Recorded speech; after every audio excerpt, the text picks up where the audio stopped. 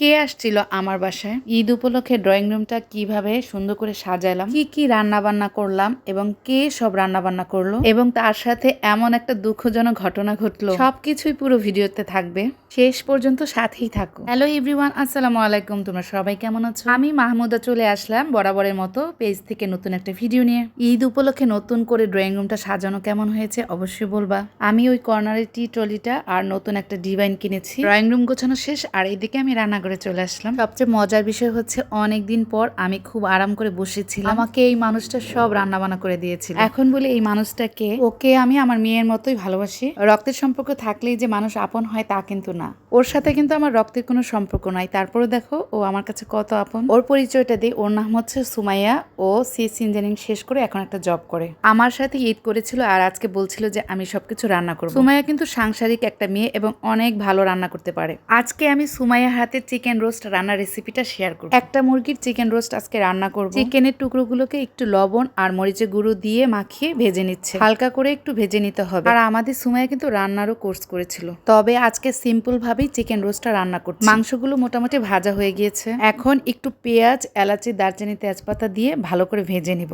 পেঁয়াজটা মোটামুটি brown colour হয়ে আসলে এতে আমি পরিমাণ মতো আদা রসুন বাটা দিয়ে দিব। আদা রসুন বাটা দেওয়ার পরে বেশ কিছুক্ষণ ভেজে নিব, যাতে এই আদা রসুন বাটার গন্ধটা চলে যায়। মশলা ভাজার সাথে সাথে পরিমাণ মতো একটু লবণ দিয়ে দিব। আর ওইদিকে আমি আগে থেকে পেঁয়াজ ব্লেন্ড করে রেখেছিলাম, পেঁয়াজের সাথে ছিল বাদাম, এগুলো একসাথে ব্লেন্ড করে নিয়েছিলাম। রোস্ট রান্না করতে হলে কিন্তু পেঁয়াজ আর বাদাম বাটা অবশ্যই দিতে হবে। পেঁয়াজ বাটা না দিলে কিন্তু রোস্টের গ্রেভিটা সুন্দর হয় না, আর বাদাম বাটা কিন্তু রোস্টের টেস্টটা অনেকটাই চলে আসে। আর এদিকে আমি একটি কাপে রোস্টের যে মশলা থাকে সেই প্যাকেট থেকে মশলা নিয়ে একটু দুধ দিয়ে লেবু দিয়ে আমি একটা গ্রেভি বানিয়ে নিচ্ছি। থাকলে বেশ ভালো হতো, যেহেতু টক দই নাই আমি দুধ দিয়ে লেবু দিয়ে টক দই বানিয়ে নিচ্ছি। সাথে অল্প একটু মরিচের গুঁড়ো দিয়ে আর একটু গরম পানি দিয়ে এটাকে গুলে নেব। রোস্টের মধ্যে কিন্তু হালকা একটু ঝাল হলে ভালোই লাগে। আর এই তো সেই আদা রসুন বাটা পেঁয়াজ বাটার মশলাটা ভালোভাবে কষানো হয়ে গেছে। এখন আমি সবগুলো উপকরণ একসাথে এর মধ্যে ঢেলে দিলাম। এখন আবার অনেক ভালো করে এগুলোকে অনেকক্ষণ কষাতে হবে।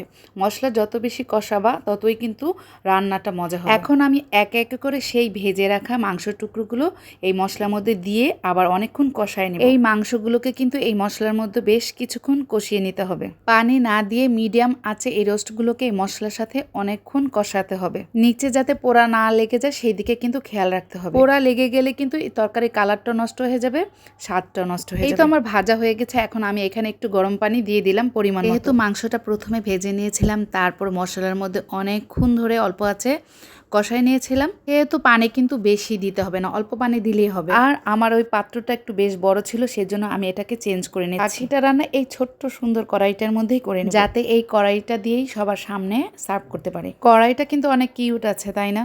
আর এই জিনিসটা আমার কাছে এত বিরক্ত লাগে, কোনো কাজ করতে গেলে যদি দেখা যায় সেই জিনিসটা নাই। রোস্টের মধ্যে তো একটু চিনি দিতে হবে, আর যেই জারে চিনি থাকে সেই জারে একটু আর এই প্রয়োজনের সময় যদি কোনো প্যাকেট কেটে তারপর জারের মধ্যে ভরতে হয় তখন কিন্তু একদম বিরক্ত লাগে। এই চিকেনের মধ্যে একটু চিনি দিয়ে দিলাম। এখন আমি একটু কিশমিশ দিচ্ছি, তারপর হচ্ছে পেঁয়াজের বেরেস্তা আর কাঁচামরিচ সবকিছু দিয়ে সুন্দর করে ঢেকে রেখে এখন এই চিকেনের উপর দিয়ে স্পেশাল ঘিটা দিয়ে দিব। ঘি তো মাস্ট দিতে হবে, ঘি দিলে কিন্তু রোস্টের স্বাদও বেড়ে যাবে, ফ্লেভারটা কিন্তু সুন্দর আসবে। আমি এখন সুন্দর করে একটু ঢেকে কিছুক্ষণ অল্প আছে এটা জাল দিয়ে নিব। এই তো দেখো আমার রোস্ট কি সুন্দর হয়ে গিয়েছে, মাংসটা কিন্তু সিদ্ধ হয়েছে আর রান্নাটাও কিন্তু অনেক সুন্দর হয়েছে। এখন আমি এটা নামানোর আগে আবার সুন্দর করে একটু পেঁয়াজের বেরেস্তা দিয়ে দিব, তাহলে সুন্দর লাগবে। আর আমি কিন্তু একটু কেওড়া জলও দিয়েছিলাম।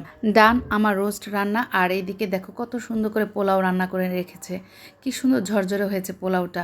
গরু মাংসটা ভুনা করেছে, সব কিছু সুমাইয়া আজকে রান্না করেছে। সবকিছু রান্না করার পরে ফ্রেশ হয়ে তারপর খাওয়া দাওয়া করে এখন রেডি হচ্ছে সুমাইয়া তার ফ্রেন্ডদের সাথে মিট করতে যাবে। এখন সবচেয়ে যে মজার বিষয়টা ঘটেছিল সুমাইয়ার সাথে সেটা তোমাদের সাথে শেয়ার করছি। সুন্দর করে রেডি হয়ে ঢং করছিল আর সেলফি তুলছিল, এদিকে আমি একটু ভিডিও করছিলাম। আর দেরি হয়ে যাচ্ছিল, সে তাড়াহুড়া করে বের হলো। বের হওয়ার পর যা দেখে দরজার বাইরে যেয়ে দেখে তার স্যান্ডেল। আমাদের অনেক সুন্দর সুন্দর গেস্টদের স্যান্ডেলও থাকে, আমাদের স্যান্ডেলও কিন্তু বাইরে। কোনো কিন্তু এমন হয়নি, আজকেই সুমাইয়ার সাথে এমন হলো। করার আমার একটা স্যান্ডেল পরে তারপর অবশেষে সে বেড়াতে গেল। আজকের ভিডিও এখানে শেষ। ভালো থেকো, আল্লাহ হাফেজ।